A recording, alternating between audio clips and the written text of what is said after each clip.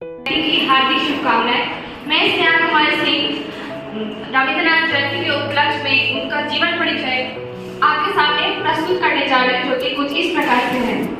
हमारे देश में ऐसे बहुत से समृद्ध व्यक्तियों ने जन्म लिया है जिनके संपूर्ण जीवन से यदि कोई सीख ली जाए तो वह एक प्रेरणा का स्रोत बन सकती है। ऐसे ही व्यक्तित्व वाले व्यक्ति थे रविंद्रनाथ टैगोर जी, जिनका जन्म कोलकाता के जोड़ा साको हवेली में 7 मई 1861 में हुआ था।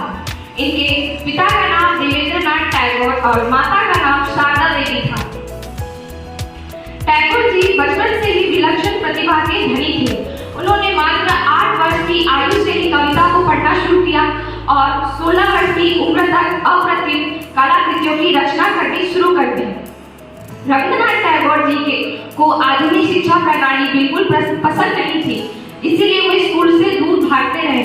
प्रारंभ में उन्होंने शिक्षा अपने घर पर ही ग्रहण कर बहुत कुछ सीख लिया, जैसे कला, भूगोल, इतिहास, साहित्य, गणित, संस्कृत, अंग्रेजी एवं कुश्ती आदि। अपने पिता की इच्छा को पूर्ण करने हेतु वह 1868 को रविंद्रनाथ टैगोर जी ने ब्राइटन ईस्ट सक्सेस इंग्लैंड में एक सार्वजनिक कॉलेज में एडमिशन लिया था। कानून सीखने के लिए लंदन के यूनिवर्सिटी में भी दाखिला लिया, किंतु रुचि न होने के कारण 1880 को बिना डिग्री के बंगाल लौट आए। तत्पश्चात बोलपुर के समीप शांति निकेतन की स्थापना सन 1901 में करने के बाद उन्होंने शिक्षा, साहित्य व समाज की सेवा में अपने को अर्पित कर दिया। वह एक लेखक, नाटककार, उपन्यासकार, चित्रकार, संगीतकार होने के साथ साथ एक समाज सुधारक भी थे। 1913 में अपने कविता संग्रह गीतांजलि के लिए नोबेल पुरस्कार जीतने वाले वे पहले एशियाई व्यक्ति बनने के साथ साथ विश्व कवि भी बने, जिसके उपरांत उन्हें प्यार से गुरुदेव, कवि गुरु, विश्व कवि भी कहा जाने लगा। भारत का जनगण मन राष्ट्रगान है और बांग्लादेश का अमर शोनार बांग्ला। यह दोनों राष्ट्रगानों के जनक रविंद्रनाथ टैगोर जी ही हैं। अपने पूरे जीवन काल में कवि गुरु जी ने लगभग 2230 गीतों की रचना की।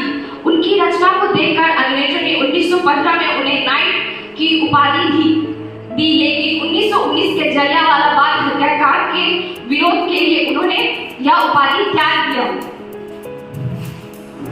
मानव जाति की एकता संपादन हेतु गुरुदेव ने 23 दिसंबर 1921 को विश्व भारती विश्वविद्यालय की स्थापना की, जिसका अस्तित्व आज भी है।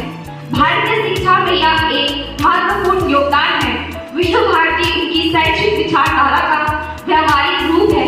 उनके विचार में उच्चतम शिक्षा वह है जो हमें न केवल जानकारी देती है, बल्कि हमारे जीवन को सभी अस्तित्व के साथ सामंजस्य बिठाती है। अंततः आजीवन जन कल्याण को अपना पूरा जीवन समर्पित कर 7 अगस्त 1941 को रविंद्रनाथ टैगोर जी का निधन हो गया। कवि गुरु को समर्पित आज 5 संग्रहालय मौजूद हैं। इनमें से 3 भारत, शेष 2 बांग्लादेश में हैं। कवि गुरु रविंद्रनाथ टैगोर जी का योगदान अविस्मरणीय है, जिसे भूलना भारतीय इतिहास के सत्य को ही भुला देना होगा। उनकी हस्ती इतनी महान है कि वे याद करने के मोहताज नहीं है, बल्कि गुरुदेव तब तक अमर रहेंगे जब तक भारतवर्ष जन गण मन गाता रहेगा। धन्यवाद।